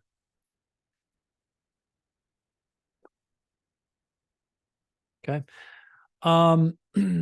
Of those who are left, does anyone want to go over, what was it? Motivational, I think it was motivational posters. If you do, raise your hand in the chat. Okay, I already see a yes. Anybody else? Okay, what were there was one other that I skipped, and now I can't remember which one it was. Dang it. Oh, was it space exploration? Yeah, okay. So let's take a vote, actually. If you want, which one do you want first? S for space exploration or M for motivational posters? Uh-oh, it's tie. No, it's space exploration. Okay, thank you for that very informal, quick poll. Let's go ahead and do, oh no, Skylar, you're gonna mess it up. It's too late. The votes are already in. Okay, thank you. We do not count the Chads or whatever that was called. Space exploration. Let me open that up. Okay, here we go. Inez, space exploration programs pay for themselves and many times over. Oh, they do? They sound extraordinarily expensive to me, so I'm surprised to hear that they pay for themselves many times over, since such programs result in technological advances with everyday practical applications. That's why? Because we get a lot of technological benefit from them? Okay, maybe, but what's the value of that technological benefit? And is it greater than or less than the cost of exploring fucking space, right? Space exploration is more than the search for knowledge for its own sake. Investment in space exploration is such a productive investment in developing widely useful technology that we can't afford not to invest in space exploration. Okay, Inez is just repeating the first parts of this argument, right? Like, Inez has not actually given us any hard numbers. Like, is it actually more valuable? So therefore the argument in my mind fails. All we know is that, hey, it's really valuable. It's so valuable. Okay, well, how valuable is that? Winona says it is absurd to try to justify funding for space exploration merely by pointing out that such programs will lead to technological advances. Oh, I agree with Winona. Yeah, that's absurd. If technology with practical applications is all that is desired, then it should be funded directly. Winona's a little bit wrong here because Inez didn't suggest that technology with practical applications is all that is desired, right? What else is desired? The search for knowledge. So Winona's argument isn't like perfect, but I have to be more sympathetic to what she's saying because it's like, yeah, maybe what we could do here is actually just fund these things directly for a lot less money. That's her implication, at least. Winona responds to Inez by doing what? Well, she points out that maybe we can get the same benefits for less cost. Okay. A, showing that there is no evidence that the outcome Inez anticipates will in fact be realized. No. She even seems to agree that there are a lot of benefits that come out of space exploration. The question is, are those benefits so great? Right? So wrong. B, suggesting that Inez has overlooked evidence that directly argues against the programs Inez supports. No, like, you haven't, there's a problem with space exploration. Winona's not saying there's a problem with space exploration. She's just saying, hey, maybe we can accomplish the goal that you're talking about in another way. Not that there's something wrong with the way you're doing it. Or not that there's something wrong with space exploration in a vacuum. C, demonstrating that the pieces of evidence that Inez cites contradict each other. No, the evidence actually was consistent. It was just inadequate. D, providing evidence that the beneficial effects that Inez desires can be achieved only at great expense. I thought, hey, this could be very expensive. That was one of the objections I was talking about. But this is a little bit different. Winona's not saying, hey, it can only be achieved at great expense. In fact, she's saying the opposite. She's saying they can be achieved by some other means that would be cheaper. So if you pick D, you're literally doing the opposite of what Winona's saying. E, claiming that a goal that Inez mentions could be pursued without the programs Inez endorses. Yeah, it could be pursued some other way. So that's the answer. Questions?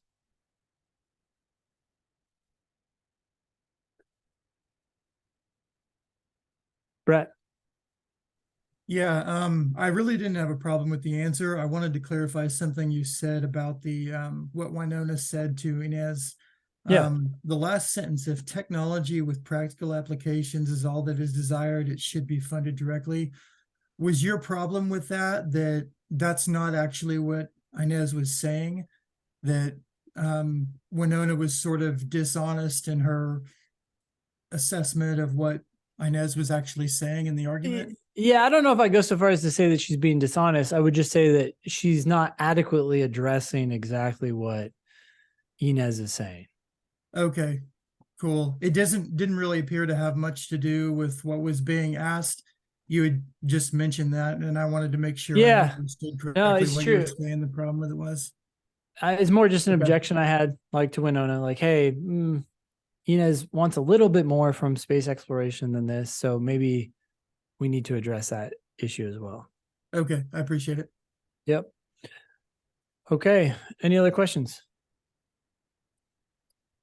Let's go ahead and do motivational posters. Many corporations have begun decorating their halls with motivational posters. Lovely. In hopes of boosting their employees' motivation to work productively. Let's hope that works. Good luck. See a picture of a mountain? Is that going to make you work harder? However, almost all employees at these corporations are already motivated to work productively. Wow, congratulations. That doesn't sound like the typical situation, but almost all employees at these corporations are already motivated. So these corporations' use of motivational posters is unlikely to achieve its intended purpose. Well, I see two problems actually here. One, the sentence right before it said almost all employees at these corporations are already motivated, but that suggests that maybe some of them aren't. So these posters certainly could help them. I'm also, what was the goal? It says, so these corporations' use of motivational posters is unlikely to achieve its intended purpose. What was the intended purpose? It was they were put up in hopes of boosting their employees' motivation to work productively. If you want to boost it, that means you want to make it higher. Okay, so it said that they're already motivated to work productively, but couldn't you be more motivated? So these are the two issues I see with this argument. There might be more, but I don't love it for that reason, for those two reasons. Okay, the question says, the reasoning in the argument is most vulnerable to criticism on the grounds that the argument, I predict, will say one of those two things. The correct answer is probably going to go after one of those two problems. A, fails to consider whether corporations that do not currently use motivational posters. We're not talking about companies that don't use them. We're talking about the companies that do. So I don't care about this. B, takes for granted, in other words, assumes that with respect to their employees' motivation to work productively, corporations that decorate their halls with motivational posters are representative of corporations in general. The conclusion wasn't about corporations in general. It was about these corporations.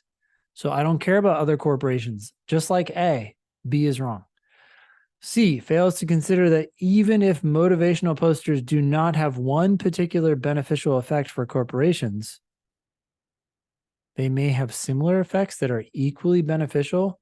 Sure, it didn't consider other positive benefits, but again, that's not what the conclusion is about. The conclusion is, will these posters achieve or not achieve their intended purpose?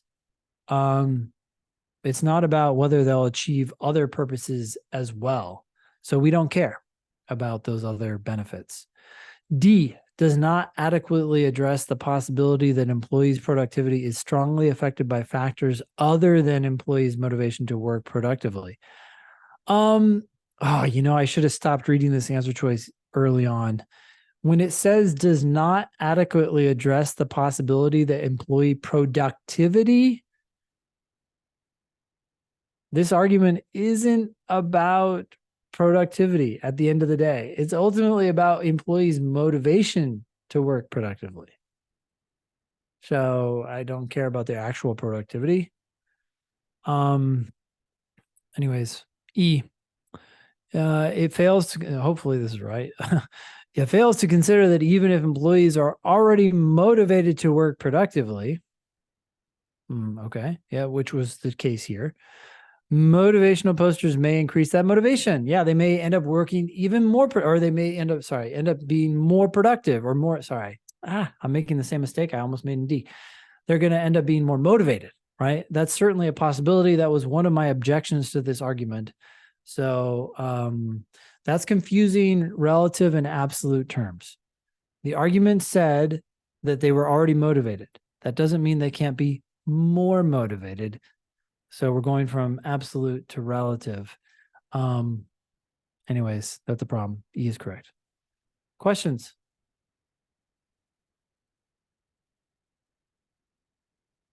Brett. Me again. So one thing that I consistently have trouble with is not being able to eliminate answers quickly. I read it and then I think about it and then I eliminate it. So with D, you said you eliminated it at productivity. Yep. Is that right? Okay. Yeah. Or I should have. Yeah. What about everything that you had read previous to that made you think that, one, it's not saying what you like so far, and two, it probably won't say anything after that I like? Okay. So one thing about answers is that if something is inconsistent with the passage, then I can get rid of it regardless of how good the rest of the answer is. So every word in the correct answer has to be good. Okay.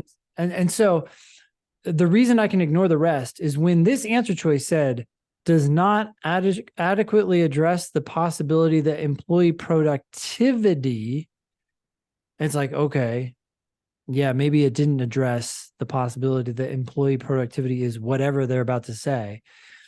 I'm going to stop there and I'm going to say, wait a sec, this conclusion was ultimately about boosting their employees' motivation to work productively, presumably because they wanted to improve work productivity, but they actually never talked about that. So because they never talked about that, we don't worry about whether that goal is ever accomplished. Okay, so this is actually something I practice sometimes with being able to eliminate answers quickly. What I would have done if that were me practicing this skill is say, okay, I don't like it totally, but I can't really eliminate it. And I would have read farther to see if something was in there maybe that I liked, because I would have thought of, okay, I don't like it, but I can't, there could be something later on that makes that make more sense, I guess. And so I guess I'm wondering, are you completely eliminating it there and not going back to it? Or are you just saying, yeah, I don't Yes. like it. I'll see if something else comes up that I like better. Which one of those are you doing? I'm really saying I don't like it, therefore it's wrong. Okay. And then I'm moving on. Now, one thing to think about here, Brett, is if you didn't read the answer choice at all, and someone came and they put a gun to your head and said, okay, what do you think? Right or wrong? Yeah. Your best bet is to guess that it's wrong, since 4 of these are wrong. Yeah. So if you already don't like something about it, before you even read it, you should be against it. Yeah. You're yeah, biased. I get it. You're biased against it. Now you have something you don't like about it. You're like, okay, we're really done. Okay. It's like going into a date with preconceived notions of already like, I hate this. I don't want to be here. Right. Fair My enough. friend set me up with their sister-in-law. I've already heard negative things about her. We're going to wait. That would be weird. Sister-in-law. Okay. Anyways, so that example doesn't work, but presume, okay, whatever. You're getting set up with somebody, right? And you're just like already have a negative view. And then as soon as they say something like, oh, blah, blah, blah. And you're like, okay, we're done. This is it. We don't need to have the Okay. rest of the date. So that's how you should treat these answer choices. Okay. And so that's wrong just because the prompt was talking about the intended purpose of the motivational quotes, and the answer choice was talking about productivity. And because they're talking about 2 different things, done, don't need to read anymore. Yes, the intended purpose. You do have to ask yourself, what was the intended purpose? If the intended purpose was to increase productivity, The intended purpose is motivation and not productivity. yes, that's Okay. it. So we're Fair done. enough. Yeah. I picked D. I just wanted to know why you eliminated D so quickly, because that's something I struggle with, not being able to do a lot of. So, interesting analogy that you had aside. Thanks. All right. Yeah. Cool. Any other questions on this one? Thank you, everyone. Any last questions? I know I went way over. My apologies. I have a question. Sure. Unrelated. It's about games. I kind of got all of the games questions and sections that are available. And I think that I remember a lot of the answers. So what do you do when you run out of questions? Are you in the, I guess you're in the free account, is that right? Yeah. Yeah. I mean, if you liked how we're explaining the games, this seems like a good opportunity to upgrade. Even if you just go to basic, you're going to get, I think it's like 50 tests, which means 200 games. Are those the same 50 tests on Law Hub? They are on Law Hub. Yeah. Yeah, absolutely. So you can get more games there. The only downside is you're just not going to be able to get the explanations. Okay. All right. Thank you. No problem. Any other questions? Yeah, Rodina. Speaking of LSAT games, so I feel like my accuracy is like really good. It's rare that I get a question wrong, but I'm super slow. Tips? Oh, sorry. For logical reasoning? Sorry, I missed the first For one. logic games. Like my accuracy is super good. It's rare for me to get a question wrong, but I'm quite slow. Okay. Well, when you finish a game, I would ask yourself, okay, how could I have set up my game differently? So maybe you created worlds on the basis of F, but what if you tried creating worlds on the basis of S or some other rule? Did you even create worlds? Did you just try to go through and answer the questions? A lot of people, and this is a thing that we want to change or add to the demon. A lot of people will spend, say, 12 minutes on a game or 15 minutes on a game, and they'll get it all right. But I'll look at their time and they will have spent like 2 minutes on the game itself, and then the remaining 10 or 13 minutes on the questions. And it's like, something's not right there, because really it should be almost flipped, not entirely flipped, but it might be 50-50, or it might be 70% of your time setting up the game, 30% of your time answering questions. So when it's not a good ratio, it suggests that you probably didn't set it up as effectively as you could have. Yeah, so I spend a lot of time sitting up, and I'm quite fast through the questions, but the setting up is quite slow. Okay, so that's where you want to try different types of worlds. It sounds like you're doing worlds. Yes, I am. Yeah. Okay, yeah, great. So just try to do worlds in a different way. Maybe don't take them as far. Sometimes people will try to like world out everything. They're like, oh, here's a scenario that could be created, and they create it. It's like, nah, maybe you've taken care of 2 of the 4 rules. You're good to go. Okay. And then go into the Sure. question. Yeah. Okay. Thank you. Yeah. Other question here. Any tips for minimum and max questions in LG? Oh, yeah. When I start answering those questions, I do list out the variables. It depends on, I mean, there's so many different min and max questions, but I just start listing out the variables that can be included in the question and the variables that can't be included in the question. And then pretty soon you know the answer. You're like, oh, okay, well, that's the minimum that I would have to have that many, or I could have at most that many, because those are the ones that could actually go wherever they're trying to ask you to go put them. I hope that helps, but I just list. Brett.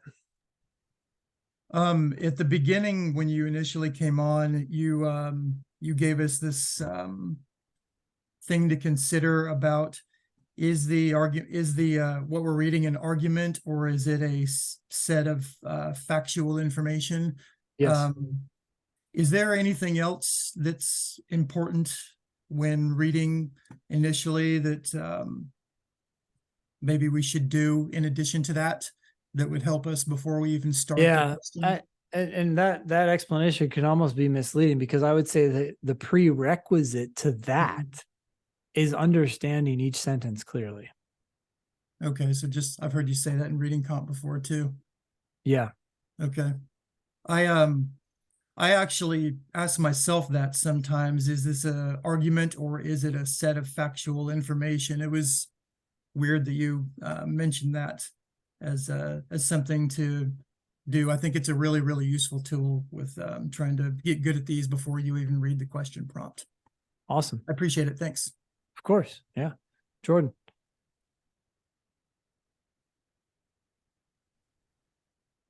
Oh, you're muted. That better? Yes, there you go. Okay, sorry about that. So just a quick thing. I have a problem when there's a person negating another person's, like if I said, Ben is great at baking because he watches baking shows, and then the other person says, that's ludicrous because he needs to know a lot more about baking than just watching shows. What are they arguing over? Are they arguing over that you don't know about baking, or are they arguing over that there's 2 different skill sets? Yeah. So you said, I'm good at baking because I watch these shows. And this next person says, that's ludicrous. So the question is, what is that referring to? Right. And so that's not the question, but that was on the September LSAT, and it's undisclosed, so no one will tell me. So my brain is just going crazy thinking, did I get it right? Did I get it wrong?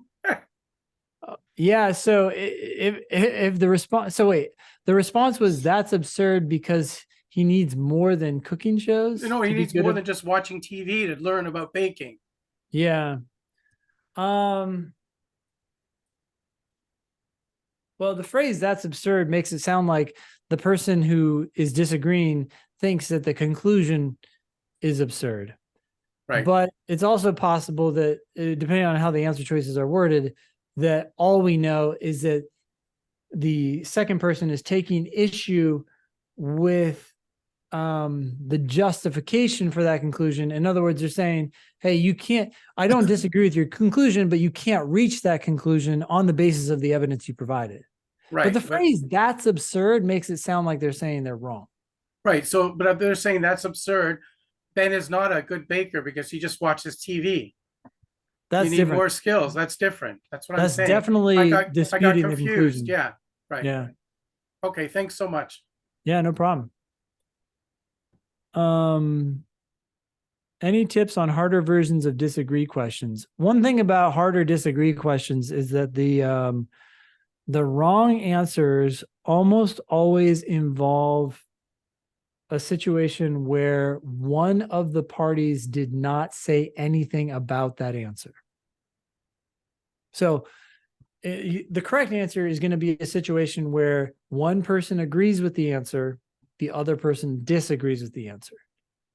In wrong answers, you might see, hey, they both agree with the answer or they both disagree with the answer. That's kind of easy because you're like, oh, they don't disagree about that because they both disagree with that answer. They both hate it. So they agree actually that it's bad. But the wrong answers that are hard might be the ones where one person clearly agrees and the other person doesn't say anything, but you think they did. That can be challenging for people. Is it Ariana? Am I saying your name correctly? Yes, you are. Thank you. Yep. Yeah, so I just asked that question, but usually, I can't say usually, but like sometimes I'll get those questions right through process of elimination. Yep. But I don't know. Sometimes I feel like process of elimination isn't the correct approach because it's like predict the answer. And then I'm like, am I doing something wrong? If that makes sense.